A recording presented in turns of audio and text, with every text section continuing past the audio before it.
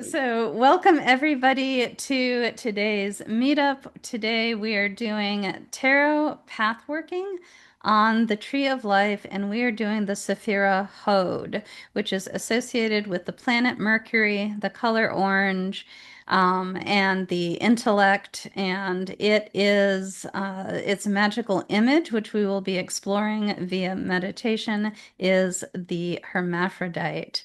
I'm Joy Vernon. I'm with the Greater Seattle Astrology Tarot Reiki Meetup, and with me today to co-facilitate this session is John Allen. And that's me. I am the organizer for Denver Tarot Geeks in Denver. And again, I've been working with studying the Kabbalah quite a bit with Joy and with several others. I've learned a lot from the experience, and we are pleased to see if we can share that knowledge with you.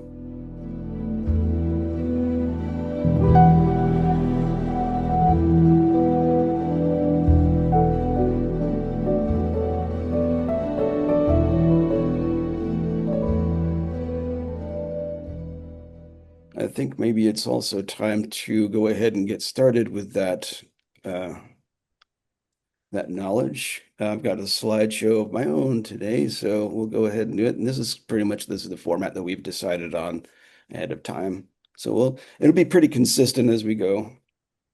A nice, brilliant orange for Hod.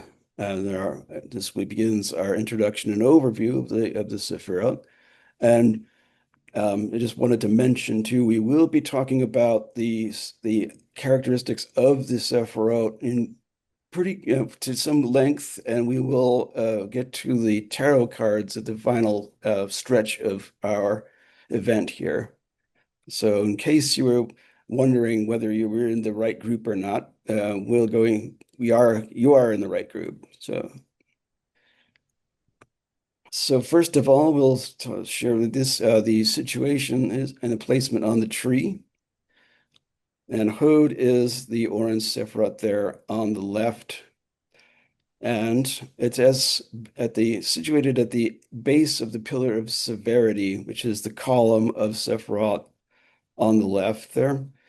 Uh, it's directly below the Sephiroth Gebura, which translates to severity, and the opposite and counterbalance to Netzach, the green Sephiroth on the right side. And we will be getting to Netzach in due time after we explore the paths that connect connect Hod to Yesod and Malkut, as we already have explained in previous sessions. One of the gists of the pillar of severity is that it's primarily the formula of the forming aspect of the tree, while the opposite side is generally the force, and not the force in the Star Wars sense of the word, but force as opposed to form, energy as opposed to material, in a very mundane type of sense. Next, we'll cover the essentials. The name Hod translates into English as splendor. One of the uh, synonyms of that would be magnificence, and it describes the multitude of forms that Hod produces as it filters these things from higher up on the tree. The idea of form here is sort of finalized before it ends up in Yesod, uh, where the animation of that form begins, and then finally to Malkut, where it ultimately comes to its full conclusion. It is associated with the element of water, and the water here it is you'll find on the extreme sides of the tree, we'll have a counterbalance of water and fire. So, for example, Netzach is related to fire on the opposite side of the tree, and water here, again, counterbalances that energy, and you have a dynamic balance. And then the mundane chakra, which you can look at as the perceivable universe, it is related to the planet Mercury, which Joy had mentioned earlier. Mercury rules the intellect, learning, communication, transportation. And as we'll see too a little later on, it also relates to things like medicine and healing, which is one of the aspects of the Archangel associated with Hod, which is the healing of God. And some people associate the Archangel Michael, or probably Michael is one of the more conventional pronunciations. And that kind of, it gets interchanged with the Sephiroth Tiferet, which is in the middle of the tree and is the main mediator of all the energies that the Sephiroth represents. But we found that the healing aspect as it relates to Mercury, we have pretty much have come to the conclusion that Raphael is a more appropriate placement rather than Michael. And Michael would be Tiferet. And again, we'll cover that farther down the line. And in the microcosm, which is basically our experience as human beings, it is the intellectual part of the Ruach, which is essentially our waking consciousness, as opposed to Yesod, which is our subconsciousness.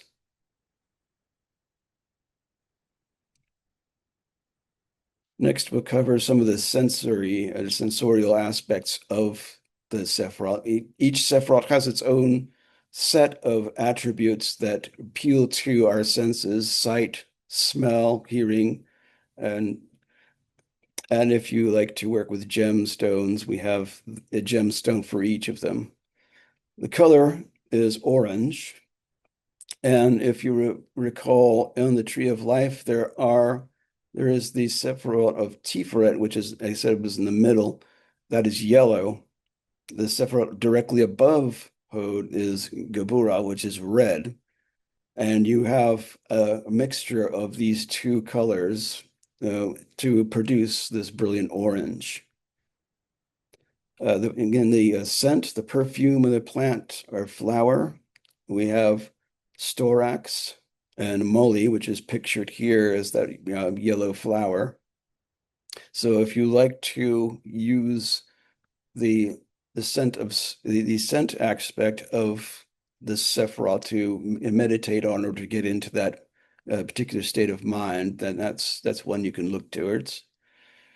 Our gemstone is the opal, or specifically the fire opal, which is it just displays, as you can see, there are more prismatic or rainbow colors, which are associated with Mercury. So again, you have all these crisscrosses of correspondences with Hod here, and as with most of the Sephiroth on the tree, has the same kind of different chains of correspondences, which more or less parallel one another. They're not exactly the same, but they do follow this pretty much the same spirit. The animal associated with Hod is the jackal. The jackal it has a connection to the Egyptian god Anubis, which has a jackal head. Anubis was the Egyptian psychopomp, which guides you from after you die into not necessarily all the way, but comes to that section where Mott weighs your soul and compares it to the weight of a feather, which allows you to pass if you meet that test. And so Anubis is, the Egyptian equivalent of the Greek or the Greek Hermes and the Roman Mercury, as they were both also psychopomps. They could travel from all the way from Mount Olympus down to the underworld of Hades. As it relates to the human body, it is generally the right hip, but also it covers the loins, hips, and legs if you want to look at the body in a vertical aspect rather than a total horizontal part.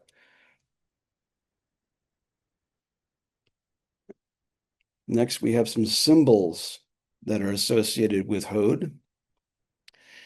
The magical image, which we're going to explore in depth a little later on, is a winged hermaphrodite dressed in an orange loincloth, carrying a staff in the right hand and a lantern in the left hand.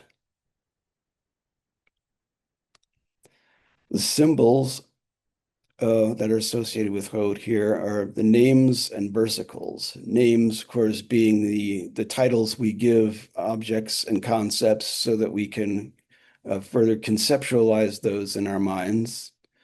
Versicles are essentially the phrases, like mantric phrases, or phrases that are delivered by a priest or rabbi to the congregation, in which they reply back, and it's kind of like a call and response thing, but it's essentially like it's what our intellect does, is distill things down to a comprehensible level by giving it a name to refer to. There's also the apron. And what we have pictured here is a more Masonic apron.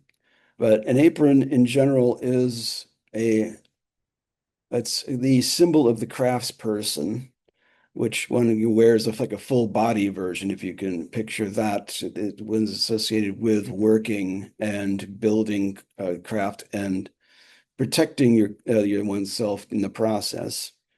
The Masonic version it has a connection to Yesod as well, because it generally covers the genital area.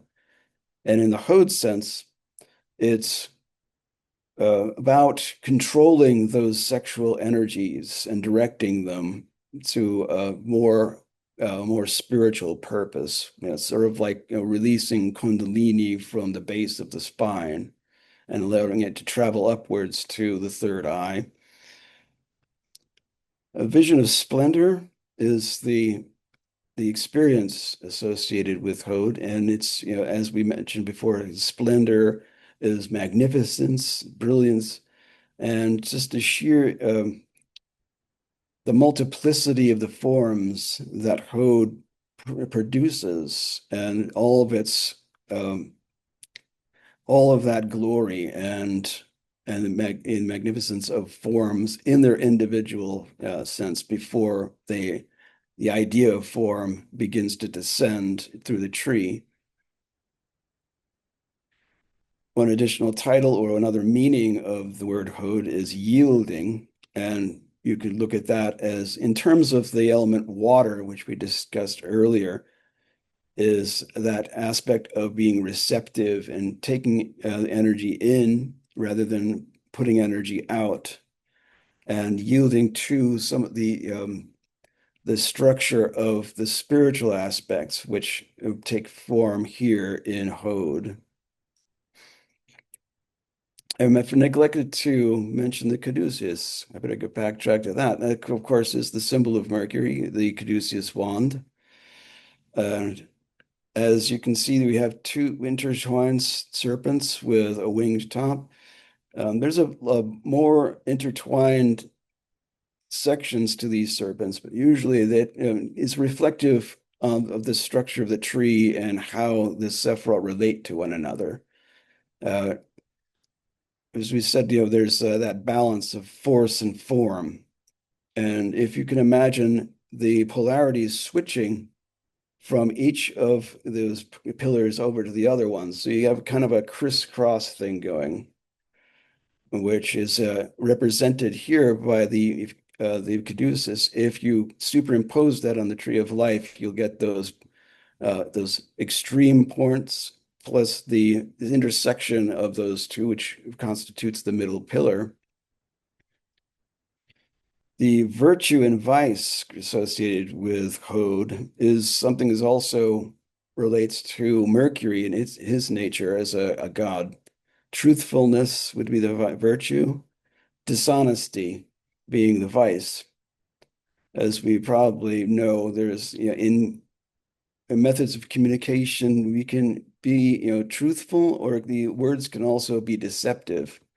Mercury, along with being a god of that rules over medicine and communication, can also it's also the rules over liars and thieves, interestingly enough.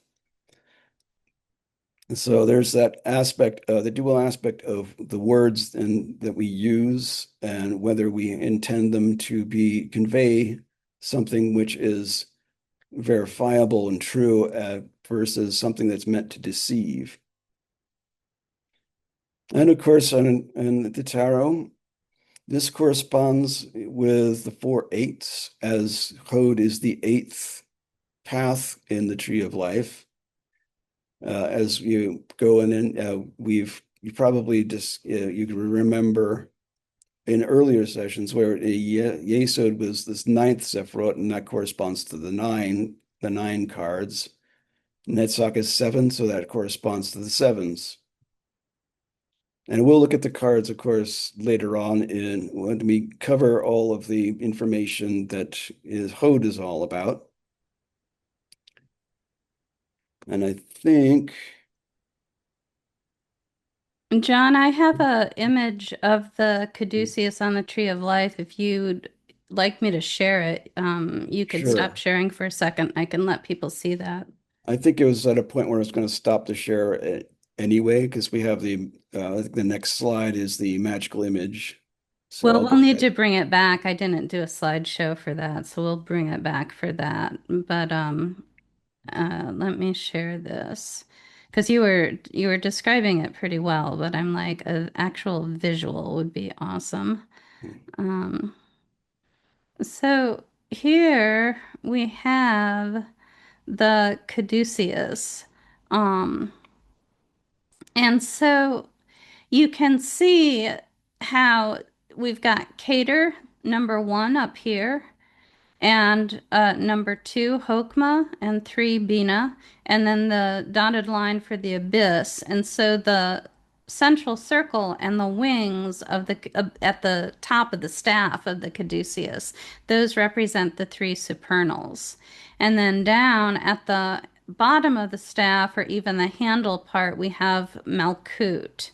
And then Yesod is the next kind of crossover. These are really intended to be at the intersections of the two snakes. Yesod is at the next one, and then we're coming out over here and going to Hod, which is our topic for today, and that is going to be number 8. And then green is Netzach, number 7. Yellow is Tiferet, number 6. And we get up now, and this was our astral triad that we've been working with so far. And then once we get up here, there's another veil. It's just called the veil, paroquet. And then this is the ethical triad. Uh, Again, yellow. Number 6 is yellow Tiferet. Number 5 is red Gevura and Hesed. And we've got a cool little thing that points out the three mother letters, Aleph, Mem, and Sheen. Sheen is at the top, representing kind of the trident shape of the top of this.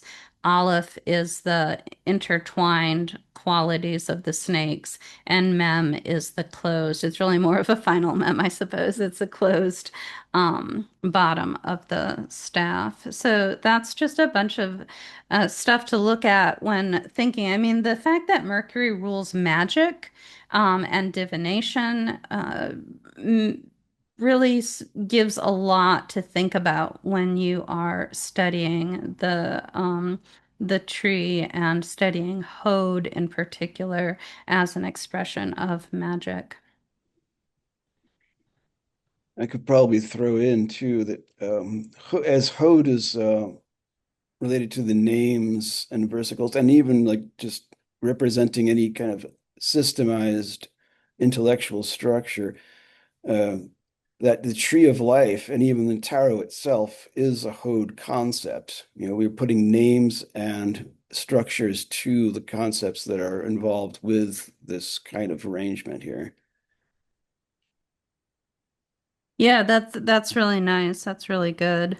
Um, I wanted to throw out a couple more things because I think the assignment of the angels, of the archangels, all each of the each sephira has an angel associated with it. Um, and it is interesting that when it came to the archangels, they couldn't decide, and some authors have, as John was saying, Michael at Hod and Raphael at Tiferet. We teach it the other way, and a number of authors that we uh, work with also do it the other way. Raphael is the healing of God. Um, and there is not an equation, but there is a similarity between Mercury and Asclepius. Asclepius also has a staff with a snake around it, although it's only one snake, and so that becomes a symbol of the medical profession. Um, but even the even the I think Mercury has a great balancing effect. And healing for me is a lot about balancing. Even though Mercury's off to the side there, or Hod is off to the side, it's not a center one. It's not the most balanced, but for some reason to me it does tend to feel very balancing. And Mikael means he who is as God. And so placing that at Tiferet, which is a direct reflection of Keter above, just makes a lot more sense. Mikael is associated with the four archangels are in the tarot, and Mikael is associated with temperance, and Raphael is associated with the lovers.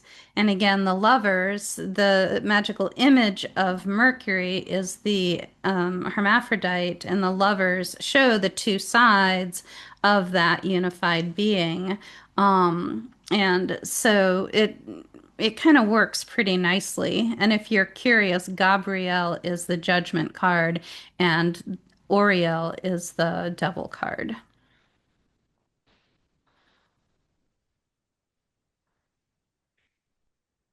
Are there any questions about any of that or any other discussion points that anybody wants to bring up? Experiences?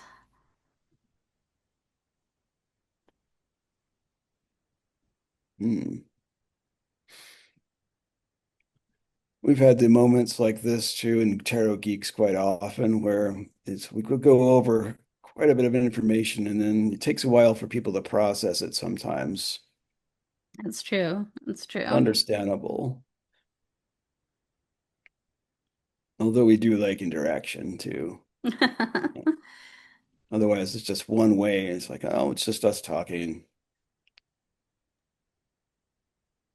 I like your explanation of the archangel attributions because you do see it going back and forth between different people, but that makes sense.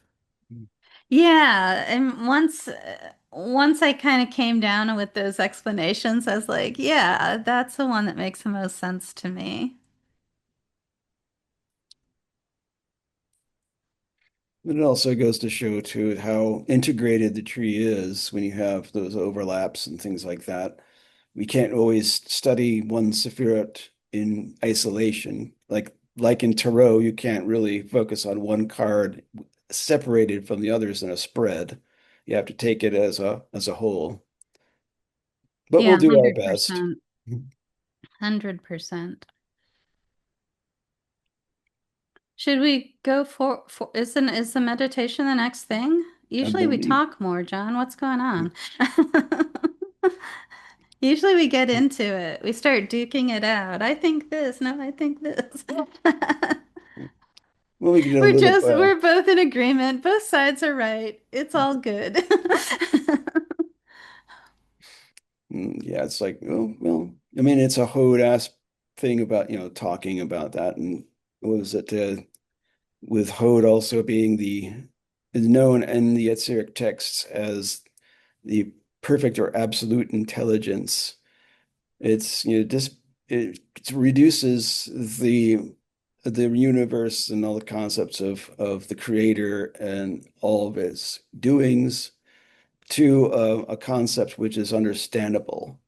And it relates to, and also it's a bit of a limiting system because any kind of system where you have strict definitions of things, it has a tendency to make things static and not have very much dynamics to them. That's where Netzach comes in. That's where the feeling and the emotion comes in, and then the mixture of that, which we'll probably, we'll explore that when we get to the tower and the path of Pe, which is going to be pretty interesting, I think. Yeah, yeah, that'll be towards the end of the year. By the time we get there, that's I think that's the final one we do, this season, this Hmm. section this year. Um, yeah, there's so much about balance, and one of the things that's really fascinating for me is there's a lot in this astral triad. I think it's important. I have so many things I want to say. I think it's important to keep in mind the power of the intellect and the limitations of the intellect. This is a fairly low Sephira. So, as John said, the idea of names and of like defining something via its name, it limits it. And that is because we are lower down on the tree, closer to the reality and the complete manifestation the of infinite diversity. It's perfect unity at the top and infinite diversity at the top. And we're closer to the diversity now. So things need to be divided up and understood. Intellect can have a much higher quality to it. The mind can have a much higher quality that rises above simple intellectual knowledge. And that would go with with the ethical triad. Um, and some of the other things that I have been really working with Hod, um, a lot of when we were the very first time I facilitated a group going through the Tree of Life, one of the things we explored was the idea of Zen koans, those unsolvable things like what is the sound of one hand clapping, um, and other kind of tricky intellectual brain teasers, like, if a tree falls in a forest and nobody's around, does it make any sound type of thing. Um, and and there's something that's very Hode-like about those in terms of there's a strong contrast between the things that we can know and the things that we can't know. And the things that we can define and where we're limited and are uh, and have more trouble defining something. And I think part of that shows up with and and I think Hode also, this is why it feels balanced to me. I think Hode reminds us that we're not always balancing up and down. Sometimes we're balancing left and right. There's different ways of balancing. Mercury is the deity that can go up to Olympus and um, down to the underworld and still walk on the middle level of the world of people. And so there's a lot of movement and exploration and barrier breaking that Mercury is known for. But at the same time, when we look at our magical images on the tree, Yesod was the strong naked man, strong, beautiful, the beautiful naked man, very strong. And that's at Yesod. And the magical image for Netzach is, I forget precisely, but it's like a beautiful naked woman. Um, And I think she typically has roses in her hair, like long hair and roses in her hair. And so, in one sense, a common way of looking at polarities is to think of masculine and feminine as polarities. But Yesod is on the middle pillar, and the man, and Netzach, the woman, is on the pillar of force, which is the masculine pillar, the pillar of the father. And so already there's a whole lot of things that are like polarity is not what you think it is. Polarity is, there's more to polarity than our basic, poles that we normally think of. And meanwhile, uh, Hod, our topic for today, is the hermaphrodite, which blends the male and the female energies into one being. And so that, in that sense of that astral triad, Hod is the balanced one because it's balancing the male and female energies. It's balancing um, it's balancing those polarities. Yeah, John, did you have something you wanted to say? Well, as Alan has a question, he has his hand raised. Oh, okay, thanks. I didn't see So that. let's Awesome. probably give him an opportunity to ask or say what he wants to say. Oh, thank you, John. Yeah, I can wrap my head around most of these correspondences, but for some reason, I've never been a investigator of angels or what these, angelic beings have to do with anything, how to interact with them. I would imagine there's some kind of invocation that's involved with them, but I mean, I just don't get it. Could you talk a little bit about that? I think, yeah, that if I think when you just don't get it, I think that's totally fine. You don't have to use everything, and it's okay to wait until it starts to intrigue you. I come at everything from a place of curiosity and exploration. So all I can say is when you get curious, just follow your curiosity. Um, and I ended up doing that, and I was surprised they're really like in Greek mythology, there's all the Orphic hymns. There's like 100 Orphic hymns or something. I forget how many exactly. Most people know. I'm not one of those people that can remember those things. And, there's the Homeric hymns, and there's all these different things where it's like when you want to be with the energy of a certain divine expression, use these words to connect with that. There is a absolute failure in the big three religions to come up with exactly the same type of thing to connect with angels. There might be prayers for saints, perhaps. Trying to, like, if you Google prayers for the angels, you will find things, but they tend to not be traditional. They tend not to be things that are going back to some kind of really old source. The best thing you can do, hold on a second. Um, this is the book, Gustav Davidson, A Dictionary of Angels. And he researched the heck out of it. And if there's something that is traditional, it is in this book. And so you can look any of these things up, but having a definite distinct prayer each time for each one, not a thing.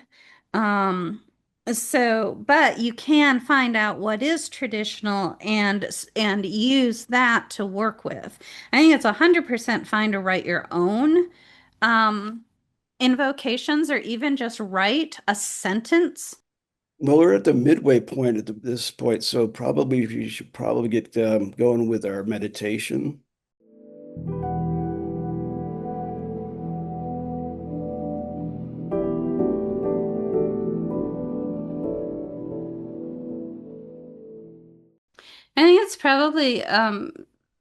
it's probably time to go on to the Tarot 8. So John, if you would like to move forward. Right.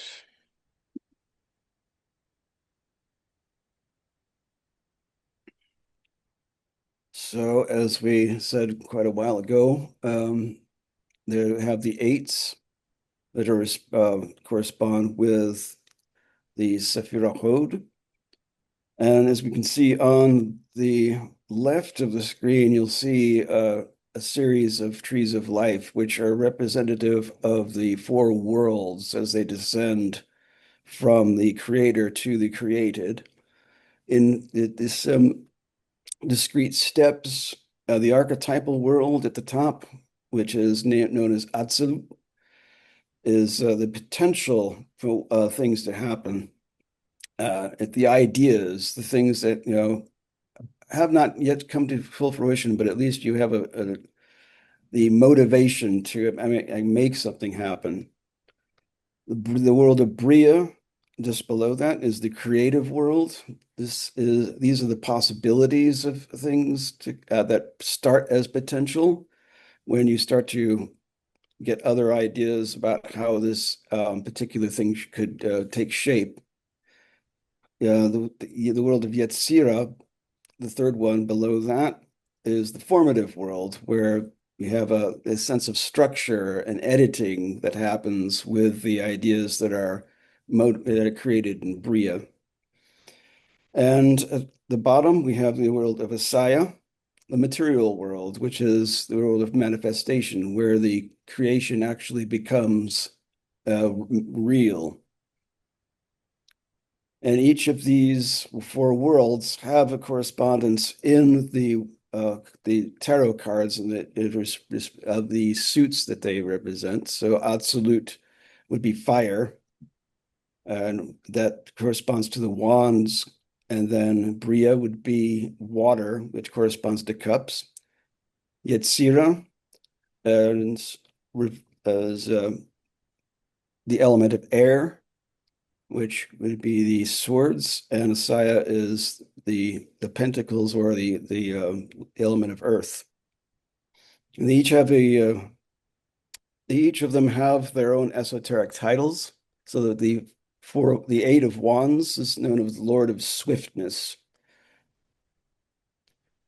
and that is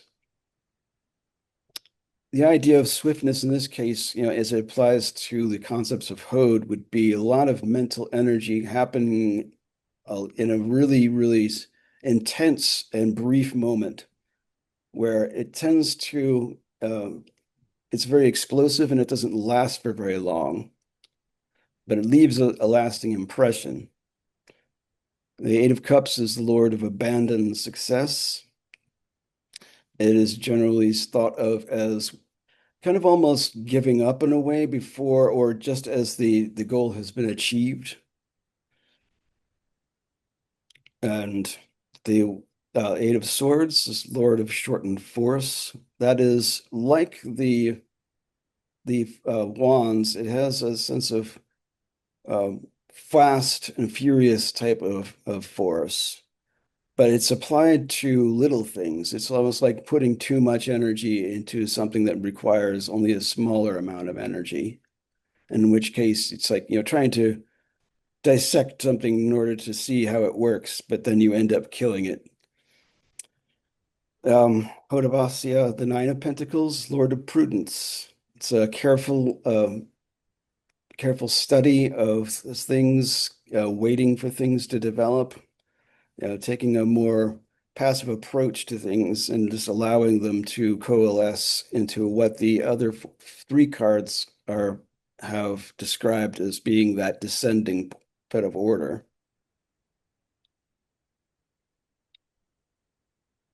Now, I think we all have our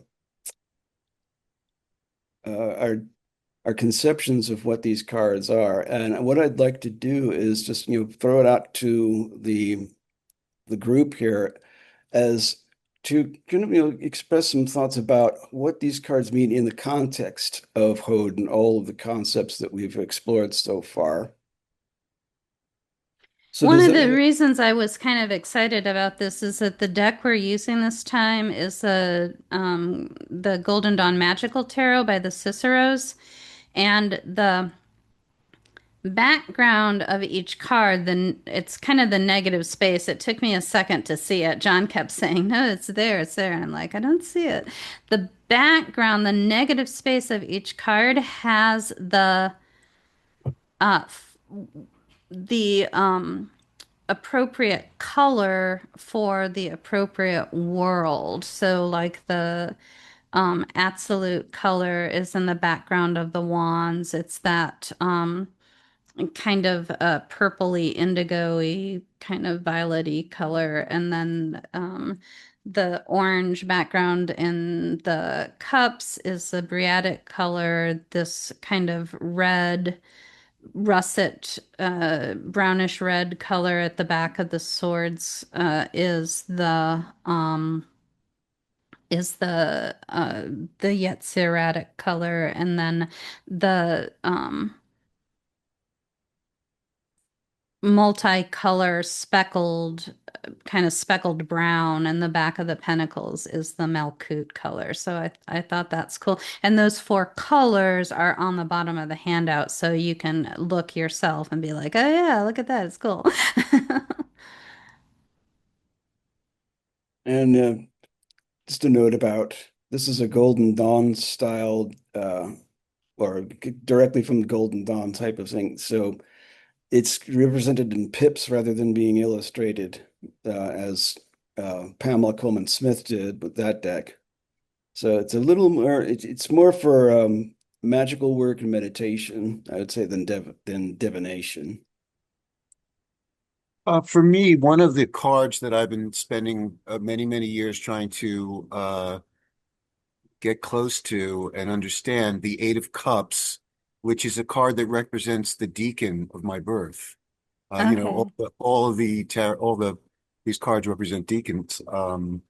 And Crowley calls it indolence, showing like a swamp, and it's a it's quite a different view of this like abandoned success. But it's just it's for me, of all these eights, it's the toughest one to really understand, get a piece of. I guess in all of these worlds, I guess. Um, I guess I'll just leave it at that. No, I mean that's a good point. I mean one of the reasons I love the Eight of Cups, well, first of all, is because I primarily work more in the Rider-Waite-Smith tradition. Because you're right, the Crowley version of the card is not someplace I'd want to hang out and be. But the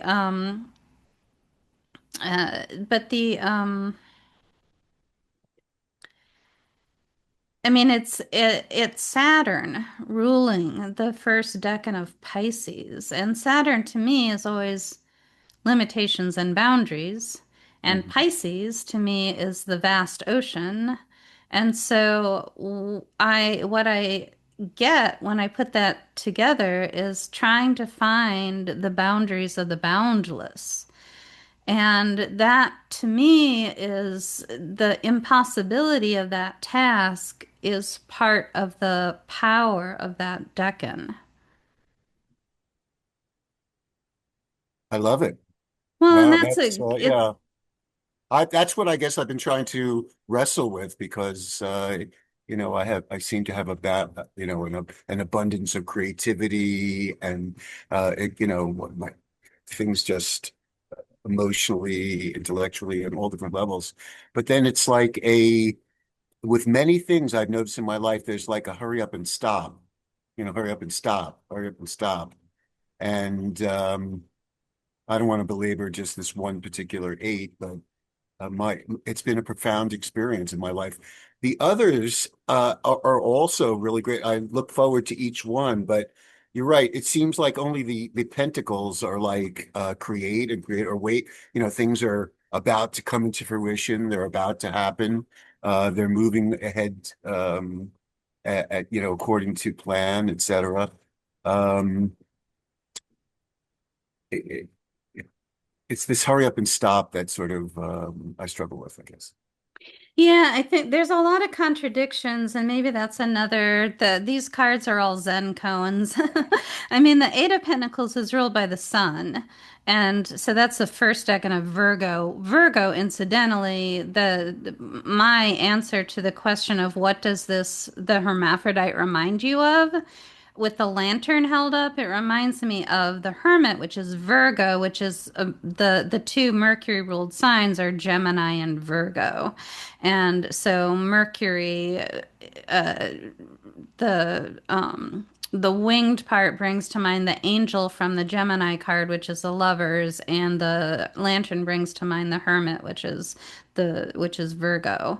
Um, and it's the sun in Virgo, so it's nice and steady and has the right amount of brightness. And oh, we've got incidentally, John, we've got nine of Pentacles written there instead of eight.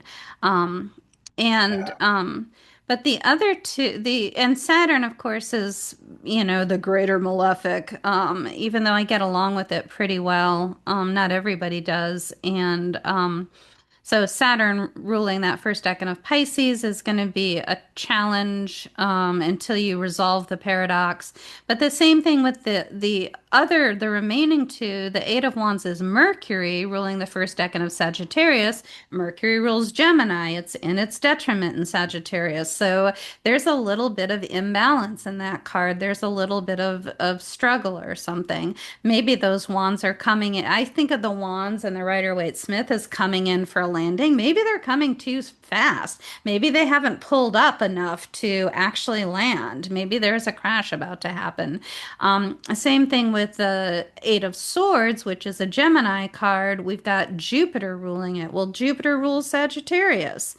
And so it's in its detriment in Gemini. And so, if everything was was swapped around, we would have a bunch of positive cards, but we don't. We have one traditionally difficult planet, and then two planets in detriment. So there is a lot of contrast that happens in these cards. I see we're coming right up on our time. Yeah, thanks, Julie. Um, and so, I was going to mention the value of the both the Kabbalistic background that we're getting in this class, but the also the value of the astrological values cannot be underestimated. yeah, it is. It really is valuable to really integrate all of those things. And that's why we have a hermaphrodite. It's about integration. It's about connection. It's about blending. And Mercury is really good at that. And the more we can blend these different things, and that's really the principles of magic, is about, in fact, they say that there's something your brain does. I learned this as a technique long before anybody explained to me that this is actually some kind of neuroscience, but it's really valuable to hold two different things or two contrary things in your mind at the same time.